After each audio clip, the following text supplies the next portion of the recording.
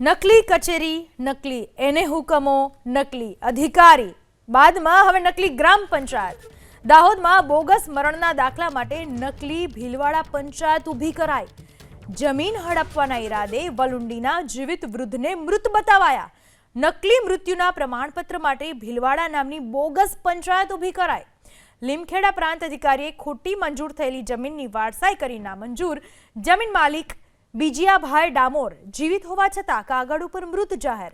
વારસાગત જમીન બારોબાર અન્ય લોકોએ પોતાના નામે કરી લીધી. અરજદારે કરેલું ખોટું સોગંદનામું કોર્ટ સમક્ષ કરાયો રજૂ. દાહોદ પ્રાંત અધિકારીએ તપાસ વિના જ મૃત્યુનો દાખલો કાઢી આપવાનો કર્યો હુકમ.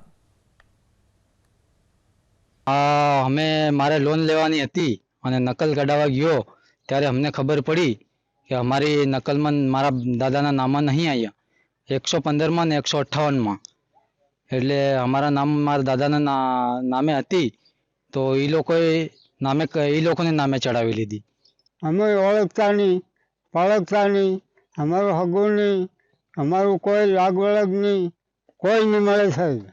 લક્ષ્મણભાઈ દ્વારા અમારા ઈદરા કેન્દ્ર લીમખેડા ખાતે 24 એકના રોજ દાખલ કરેલી હતી. એટલે 24 એકના રોજ આની નોંધ થયેલી હતી.